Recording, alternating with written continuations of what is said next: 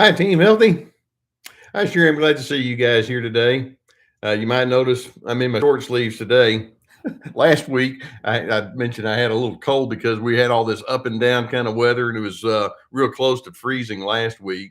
Now, today, I don't know what it is in Celsius terms, but we're going to be up near 80 degrees. Go figure, which is why guys like me have a cold. My wife got a cold, and anyway, up and down, back and forth. But guess what? We're here together and we're going to be talking about all sorts of things today. Um, we're going to be talking about narcissists and their persistent lack of honesty. Okay. Now, for those of you who are new, and I'm noticing a couple of names that I hear on our live feed that I haven't seen before. Most of you are going to be watching us from the tape, which is great because we're coming from all around the globe and we have different schedules and all like that. Leave me your questions, and then next week what I'll do is I'll pick up on questions that came in through the week, and that's how I make up these sessions every Wednesday. This Wednesday live feed is about you, and it allows me to know you more fully and respond specifically to some things that maybe I don't cover in every single video. And by the way, thank you for such nice comments that you've made about the interviews that I've been doing. I did the one that came up yesterday with Adrian Terry. Golly, what a great guy. And he and I have been friends for years. And actually, we were talking over a lunch a while back about he lives up in Dallas. I'm in Waco. But we were talking about his work in transformative leadership. And it's like, Adrian, you got to get onto a video. Taping for my podcast. What I did is I videoed the podcast. And then also, we've had fabulous response with George Simon, Dr. Simon, about his work with covert narcissists. What a great guy. And we're working on getting other names. I've seen some of the names that you're putting up there, and we're contacting a lot of folks. But as the next year goes by, we're going to pick up on the podcast and see where that leads us. And when I have some interviews, then I'll put those up. It's just I love talking with fellow professionals about all of this. Okay, so today, like I say, we are going to be talking about how narcissists are committed to their own dishonesty. And then when you catch them and just bust them out right out in the open, it's like, no, that's not what I did. They just simply won't be honest with you. And it's very important for you to realize that the reason they can't be honest with you is they're not honest within themselves. Way early on in the life of a budding narcissist, back in their grade school years and adolescent years, early adult years, patterns began to develop and they began realizing, if I start saying what I really think, or if I expose my feelings or my needs or my hurts or my disappointments or my miscalculations, it's not going to end well for me. And these individuals probably had some form of mockery or ridicule, certainly a lot of judgment or punishment simply for having humanity. And so it's like, well, lesson learned. I'm not doing that. And so they began constructing what we refer to as their false self. They like to portray themselves as something that they're not. They try to accentuate their positives, minimize their negatives. Sometimes they just make up stuff as they go along that make them look and sound and feel better than they really are. And then you show up and you're thinking, wait a minute, certain things here don't measure up. And they'll look at you like, yeah, it does, which is part of it. And so you're left trying to figure that out. So at least here with Team Healthy, we're going to try to figure it out. And if they can't be honest, then you can be honest about what you're seeing. And I'm hoping you can have an understanding that you're dealing with troubled individuals and not get sucked into all of the many dysfunctions that go along with it and miscalculations about you and misrepresentatives about you that tend to go along with that. Okay. Now, the first question is a very straightforward, simple one. And this person just simply asked the questions: can narcissists see their own hypocrisy? And then a question mark. And then it says, ever? Question mark. Can they see their own hypocrisy ever? First, let's take a look at that word hypocrisy. When we talk about a hypocrite, there's somebody that portrays themselves as one way, but behind the scenes, there's something entirely different. And usually, when we're talking about hypocrisy, we're talking about how a person portrays themselves in a virtuous kind of way, or perhaps with their various loyalties, or morality, or ethics, and beliefs, and things like that, standards that they may purport. Here's who I am. This is what I stand for. Here's what you need to know about me. And then behind the scenes, it's like, not really. And they have all sorts of inconsistencies. Do they ever see their hypocrisy?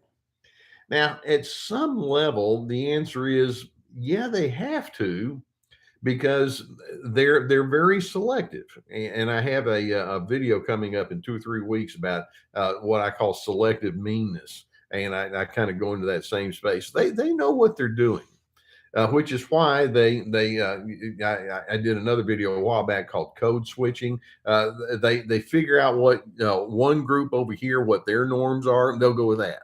They'll figure out what certain people over here want to hear from you. They'll go with that. Or they know that if they try to punch a certain person in the nose, that's not going to work out well. So okay, I'll pull back. But they do with you, and they are selective, which means choice. And so choice implies a certain amount of awareness. And so, can they see their hypocrisy? Yes. And then here comes that next really big word, but they've got the whole thing tightly rationalized. It's like, well, the reason that I tell you this, but then things are different behind the scenes is you're too dumb. You wouldn't understand, or you're judgmental, or they what they do is they make themselves the victim. If I let people know who I am, then they're just going to misinterpret me. They're going to treat me poorly, and so they don't deserve the benefit of my openness. And so they have the whole thing tightly rationalized, and they're exaggerated in that. Now, there is this thing we call discernment or wisdom. It's those are tightly tied together. Sure enough, there are some people that you just don't want to share your personal information with, because either a you don't have the time and the emotional energy to invest in that person, or it could be that they're not mature enough to know what to do with it, or it may be that you haven't sifted things out entirely on your own, and so you want to give yourself some time. So I understand that you don't have to be 100% open with 100% people 100% of the time. That's just not possible, nor is it necessarily desirable. But we're not talking about discernment. We're talking about manipulation here when we're talking about narcissists. Basically, they want to give an appearance that's going to let them think that they have an advantage over you. And so, if over here they have to show themselves to be really friendly to you, but then behind the scenes they can stab you in the back. If over here they can talk about these individuals that they really admire, but then over here they treat those same very people they say they admire with disdain. They've got excuses for everything. And because they can't be honest with themselves, they look outward. And you've heard me talk about it. They're externally based individuals. They measure their success based on what the externals say. They're not internally driven, which then means that they don't really focus on things like integrity or character, or like I was saying, ethics and morality and things like that. And so, because of their commitment to that tight false self that they try to portray, then it becomes in their vested interest, if you can put it that way, to say, well, you're just not going to get the straight scoop from me. And if you do catch me in inconsistencies, it's your fault, because you're too stupid to know what to do with everything. And unfortunately, when you hear people like me saying that you're not going to have a breakthrough, there's that whole concept of the false self is so central to understanding the nature of narcissism. So, can't they see their hypocrisy ever? The answer is yeah, they sort of do, but then they've got it so tightly rationalized that they look at it with a very self-serving interpretation. Another person asks, my ex has systematically turned her family and friends against me by telling half truths and lies. What does that accomplish, and why do these people feel such a need to judge? No one is without imperfection and problems. Well, the short answer, what does that accomplish? It accomplishes the narcissist being able to elevate themselves against you. Now, when we talk about half truths, I remember talking with one lady, and a friend of hers was talking about how her husband had dissed her to the friend. And so this friend was saying, well, the word on the street is that you've got a kind of a crummy temper. And you'd have to know this lady to know she doesn't come across that way. And as I had gotten to know her, she didn't seem to be a very agitated kind of person in general. And her comment was something to the effect of, well, there have been times when I've caught my husband lying, for example, text messages with people he wasn't supposed to be text messaging with, or hiding alcohol and saying that that's not something that he would do, but he did. And then she'd say, "Yeah, there'd be times when I would come towards him and say, 'What are you doing?'" And she said, "And sometimes I might get agitated and I might get animated in the way that I speak." Okay, so the husband can walk away saying, "I don't know about you, but when you're hanging out with my wife, she has a temper." And then he conveniently forgets, the secretiveness with my text messages, or he conveniently forgets that he has his hidden alcohol abuse issues, and he doesn't bring that part up. Sure enough, it's a half truth.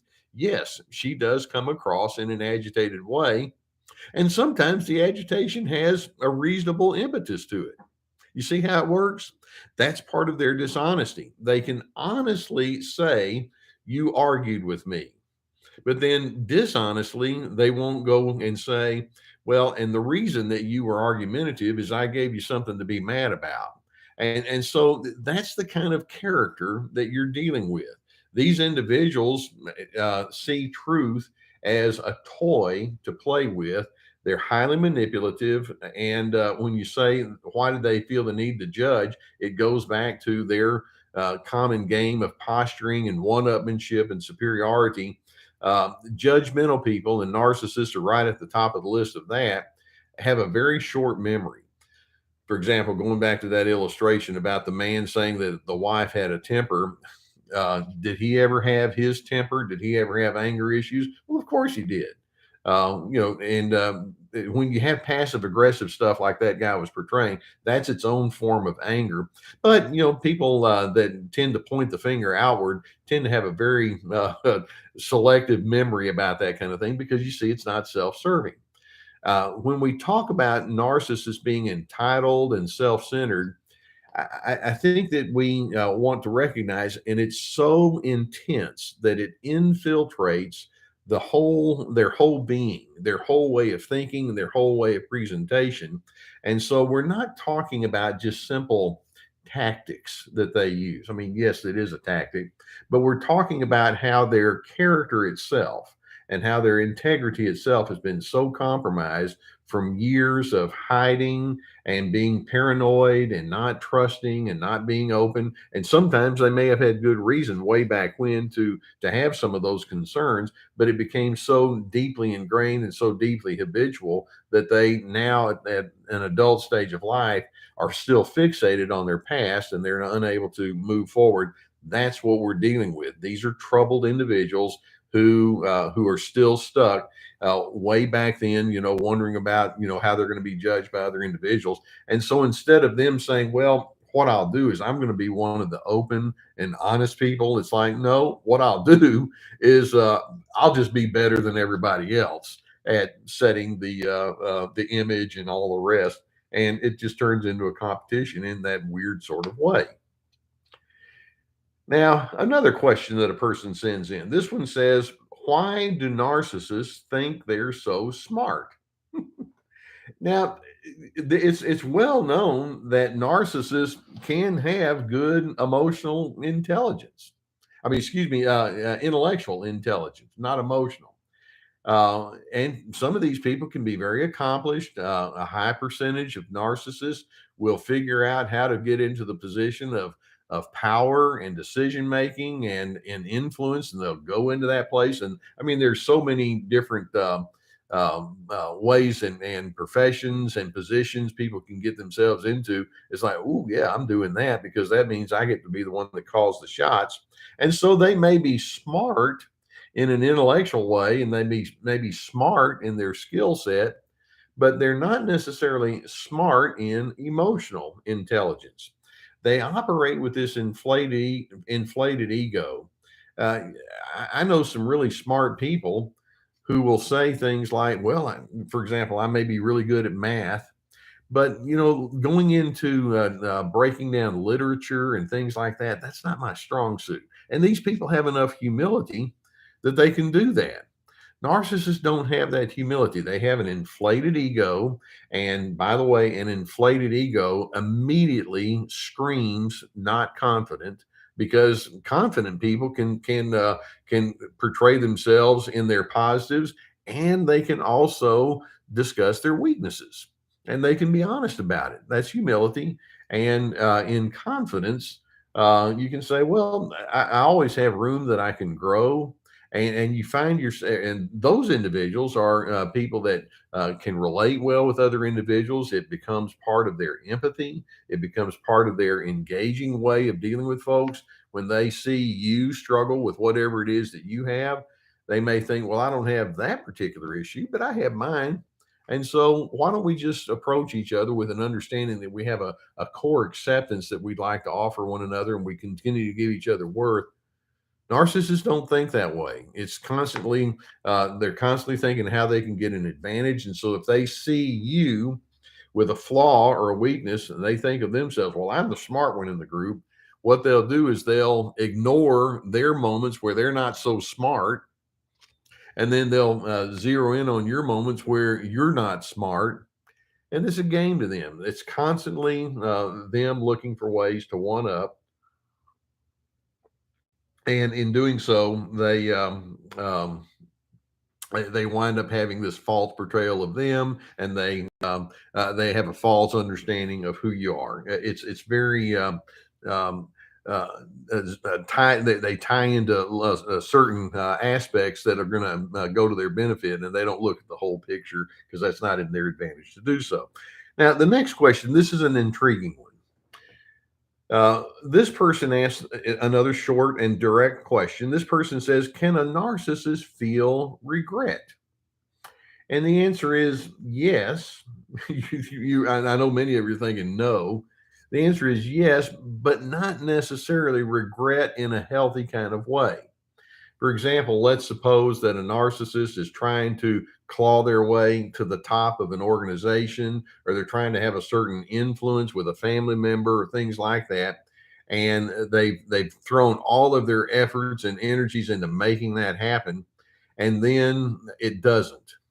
And they can have a regret that's like, that really bothers me that something didn't go the way that I had planned. I regret that it just didn't work out. But what they're doing is they have a feeling of regret as the consummate victim. And that's so necessary for you to realize that's how they think. I regret that my plans didn't play out. Look what you did to me. And so their regret has an angle of entitlement that goes along with it. It's an entitled regret. Whereas healthy individuals, when something doesn't go well, they too can have a sense of regret. And part of it may be because other individuals didn't play their role. Let's say a relationship fell apart, or a job didn't play out, or there was a financial loss or something like that, or a kid went in an opposite direction than the parent would want. And you can have regrets, and you can look back and you can think, well, I know that if I had tried A, B, or C, maybe things would have been different, or maybe I didn't articulate this well, or maybe I didn't handle myself as fully, or I had an expectation of other individuals that didn't play out the way that I thought. And they can have a very broad and varied examination of whatever has gone wrong, and they can see flaws, their own as well as others. And so rather than it being just strictly an entitled feeling of regret, they can have a sense of regret where where it prompts them to have a very full and thorough examination of whatever is happening in their world. And so it's a difference in approach. So regret, yeah, I regret that you made my life miserable. And which is not really regret in the fullest classic sense that I suspect this questioner has asked. Uh, their regret is attached to blame, whereas healthy regret is attached to thorough examination. Can you see the difference there? And narcissists, again, because they have such a need to prop up a certain image, they don't want to be terribly objective because they might start finding out, well, maybe some of the problems in my life can be traced back to me. Or if it's not directly traced back to me, maybe I didn't exactly manage myself ideally. And so there's so many gradations of right and wrong and contribution and all. It's like, I find that to be inconvenient. And so they don't go into that space. And so their regret is one of a whiner as opposed to the regret of a thinker. Okay, maybe that would be a good distinction that we have. Now, I have two questions here next that kind of have some similarity. I'll take them one at a time, but no, I'm going to do them back to back. This one person says, "I feel like my hands are tied. My husband is so friendly to everyone else, but if I tell everyone how hateful he is behind the scenes, I'm not sure if anyone would believe me. He's so slick in the way that he gets people to trust him."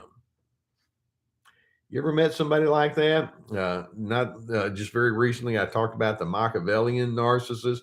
They're the ones that are constantly trying to put deals together and get things taken care of, but they can be very smooth and slick in the way that they do things. They do a lot of hidden agendas and sneakiness, and they're very duplicitous. They'll tell people over here one thing, and they'll tell people over here something entirely different. That's the Machiavellian style. And so you have this husband who illustrates that. Oh yeah, when he's with these individuals over here, it's like, you've never met anybody quite as good as me.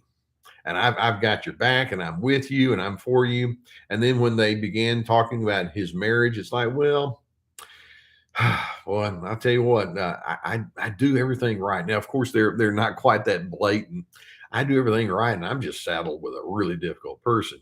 Rather than saying something and like, when you have marriage, both of you over a long period of time can display your pluses and your minuses, your strengths and your weaknesses, your inclinations.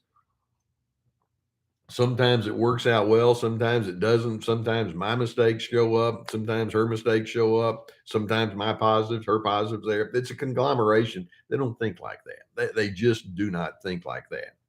And so these individuals are constantly about social posturing. So when you ask, what do I do knowing that my husband is this way? It's not wrong for you to let some of these individuals know that have been influenced by him. If the subject comes up, it's not wrong to say something like, "Well, would you just be willing to say that we have very different perspectives and we have very different ways of interpreting one another? I'm sorry that my husband has brought you into some of our marital woes, and we have them, but a lot of people have them.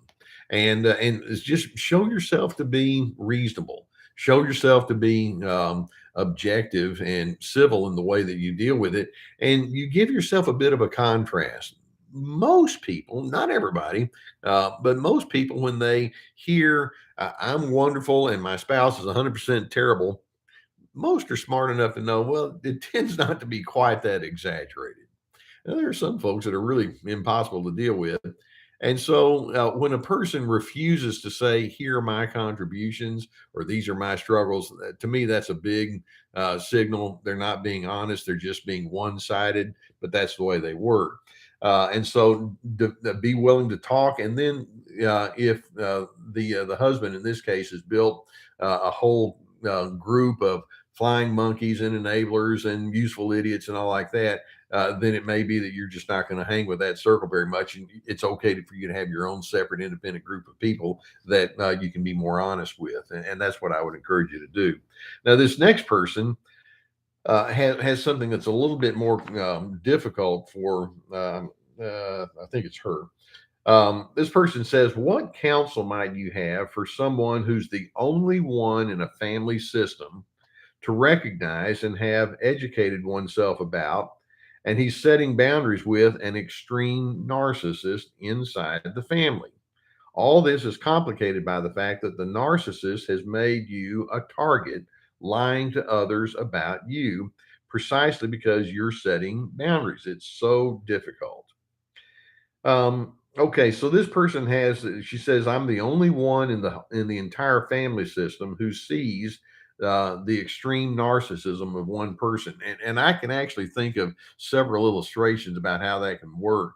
Let's keep in mind that sometimes narcissists can do the love bombing of a different nature than just dating. For example, let's suppose you have a family system and it's very matriarchal, and the mother is super in charge and dominant and controlling. But as part of it, let's suppose she fixes everybody's favorite meal, buys wonderful gifts, can be a good conversationalist and friendly.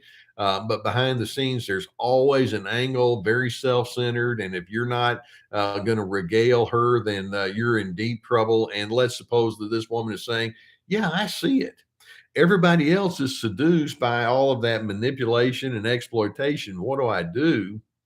And that's difficult because sometimes narcissists can be quite good at the PR game, and it may be that they've done a lot of groundwork in getting their good reputation, such as it would be false, out there. And so you come along and it's like, I know some behind the scenes stuff that don't match pitch with what that person is portraying.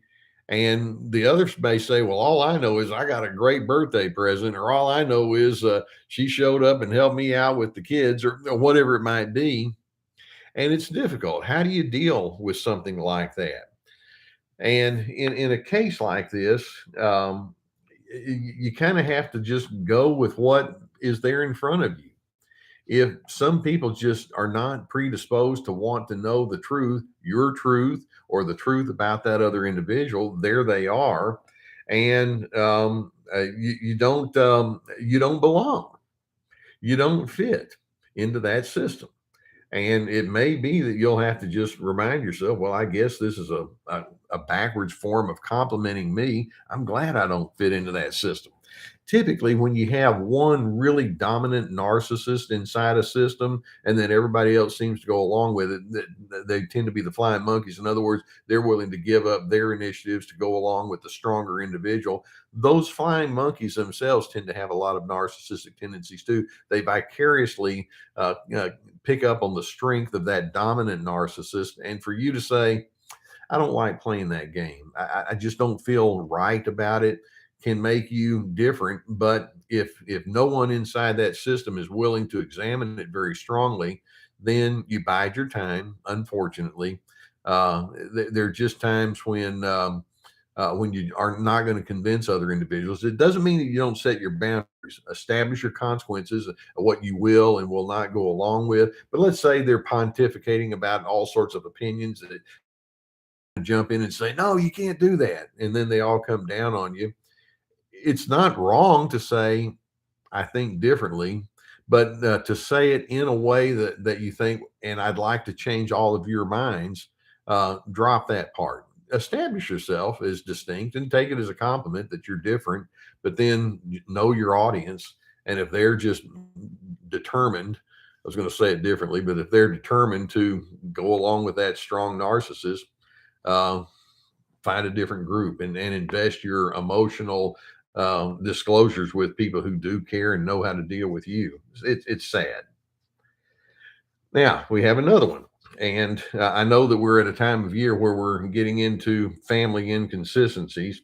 This person says, I have a question. Okay, good. My narcissistic father-in-law has given me the silent treatment for more than a year and a half now. We had an incident a long time ago where he ignored me for 3 days on a family vacation. He's been doing things like this for around 16 years. In other words, this is not a brand new thing for him. My husband and I tried multiple times to reach out and talk with him after the incident. We were ignored. Now he says that he's ready to meet and talk, but I'm done. I don't want to be around him anymore. The struggle is that my husband does. It's his own father. I understand this since it's his father. Okay, there you go. How do I move forward in taking into consideration the needs of my husband and what I feel is healthy for me? Okay, so you're saying that it's been this way for 16 years. I'm going to guess that that's how long she's been married.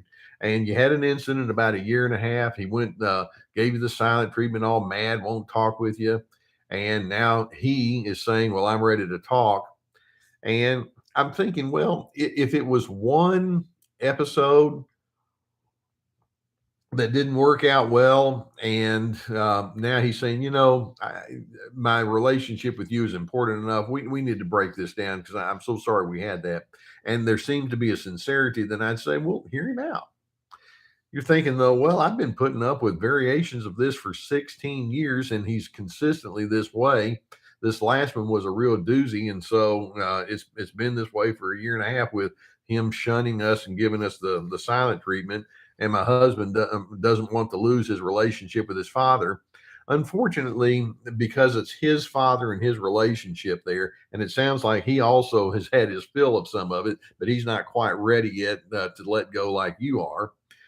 You're going to have to defer to him, at least in the sense of saying, let him come to terms with his father in his own timing. And one of the things that's important when we have different people observing a narcissist, people or individuals can have their or draw their conclusions in different timings. This lady has had 16 years of putting up with it. The husband, let's just say, has had 40 years of putting up with it. And so he has a whole different history that he's drawing upon. It may be that she is more incisive in the way that she breaks down family and emotional difficulties. It may be that he's more idealistic. In other words, they bring different nuances and backstories and expectations and connections. And so it's just not a surprise to say that we are drawing our conclusions in a different timetable. And so allow that to be the case. It might be that a year from now or 5 years from now, the husband will come back to this wife and say, I know that you've been talking with me about how you've struggled. I've hit my wall. And it might be that at that point he'll join you. And so you don't want to chide your husband and say, what's wrong with you? What you do want to do is you want to be honest since it's your husband and say, well, I know that that's an important relationship to you. I mean, who wants to give up their father? I I came into this situation from a very different angle. He was just kind of part of the package. And actually, we could say the husband showed up and didn't have a whole lot of choice as to who his parents were going to be, but that's a different story. And you can let your husband know.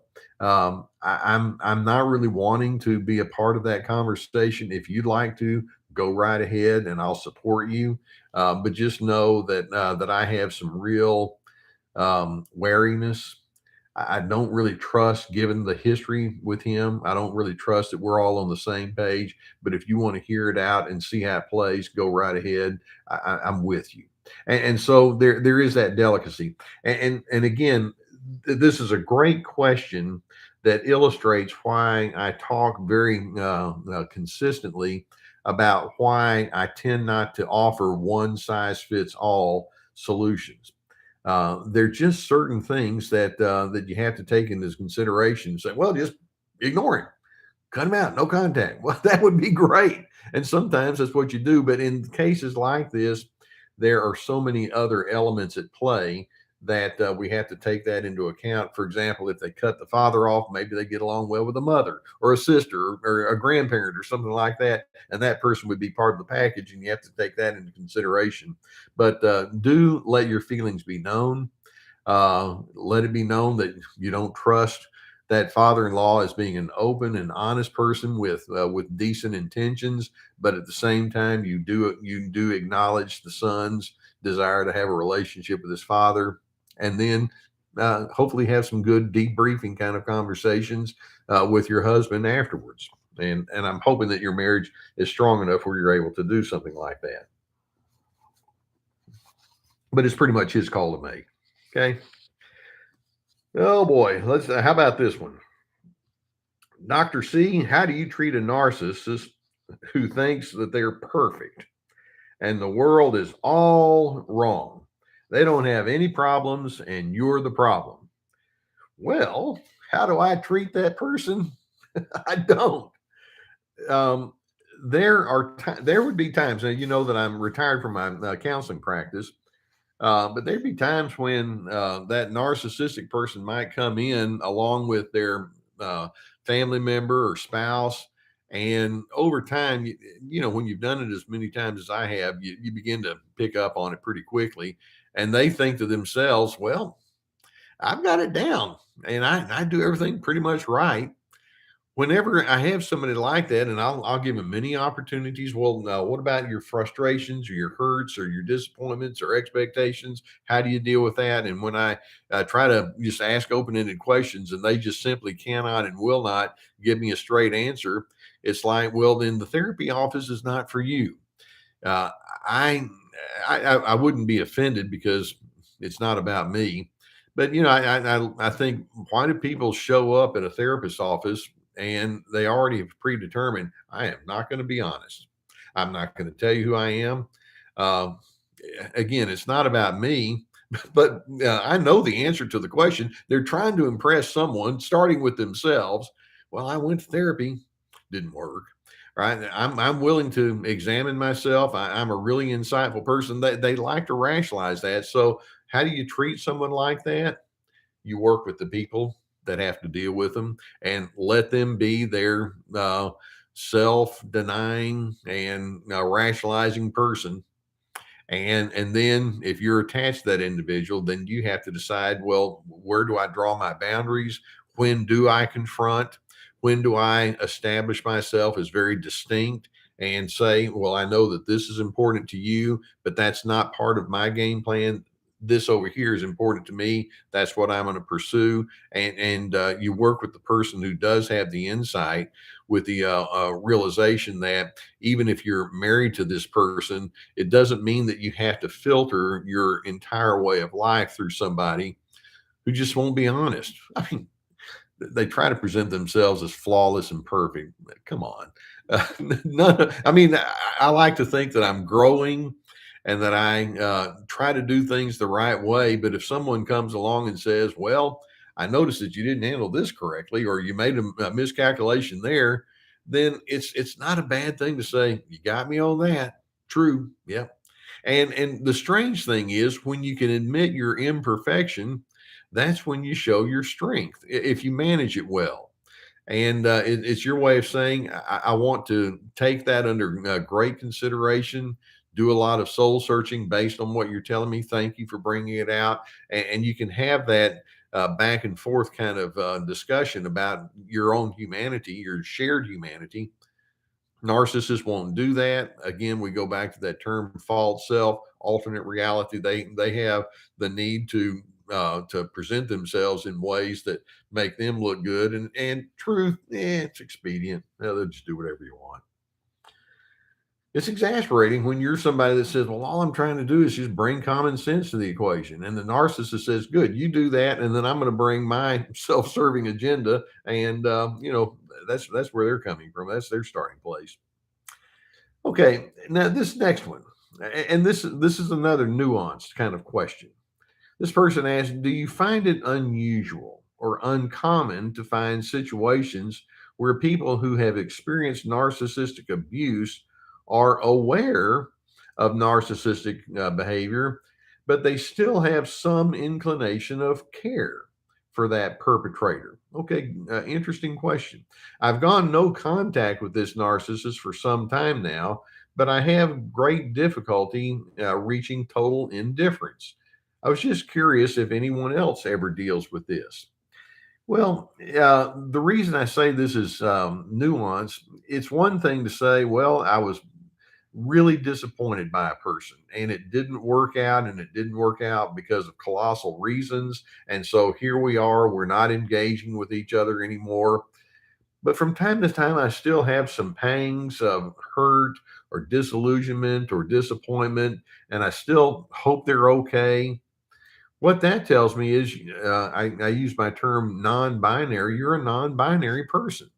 Some individuals, when they find out that there is a flaw in someone else, then their natural response, what is it, in Alice in Wonderland? Off of their head. Their natural response is just get rid of them then. And you can be very cruel and harsh in your judgment toward other individuals. This person asking the question, though, says, well, they're still a human being. And frankly, that's the question of an empath. And most of you know that I hold the empath in high regard because we so need people who are willing to say, well, I know there's always something else going on there. I'd like to know you and understand you from as many angles as possible. What can I know about you? And that's what this person is doing. They disappointed me greatly. They also have other reasons for having been that way. I'd like to factor all that in. But do you find that it's unusual to think that way? It's unusual in the sense that there are not enough empaths. Uh, a higher percentage of people tend to think more in stark, all or nothing, black and white, concrete kinds of thoughts, as opposed to being the intuitive that likes to break things down into the why, and they truly want to know things in a very full kind of way. You're a minority when you think that way, but there are other people that will join you in your efforts. So, all right, we go back to our original theme here that we've had today. We're going to wrap it here for today, but we realize that narcissists just are not being honest with who they are. They are trying so desperately to create an image that's not consistent with the fullness of their humanity. And if you're somebody that says, well, I want to be honest and I want to be authentic and genuine, what you see is what you get. I want to have as much consistency between my inner and outer self. Well, that makes you a non narcissistic kind of person, but it also makes you a bit distinct. And it's good if you can find individuals who do appreciate that kind of thinking from within you and can share and reciprocate that. And if you're attached to individuals who are not able to go there, know what you're dealing with, establish your expectations accordingly, adjust your interactions with them, and especially deep involvement with them accordingly. And then know that that true friend that really does take the time to know you thoroughly and you know them thoroughly, boy, what a treasure that person would be. And there are not nearly enough of them, but you can be one of those kind of people. And I'm hoping that eventually some of those kind of folks will drift in your direction, and you can find wholeness, just not with that narcissistic person. All right, guys, we're here at the beginning part of December. I hope that your December is playing out. I know that sometimes this is a stressful month for a lot of folks, and we'll be talking about it more in our upcoming live feeds. But just know that I'm pulling for you. I'm hoping that you're able to find your own individuation in terms of establishing your foundation of goodness and decency, and in doing so, you show yourself to be that better alternative. That's what we do on Team Healthy. I'm pulling for you. Let's see if we can go together. And I appreciate you all uh, giving your encouragement to one another here in the way that you engage with each other. All right, guys, I will see you next time. Remember, go ahead and send me some questions. And I love hearing from you. And we'll pick up on it next Wednesday. See you then. Bye.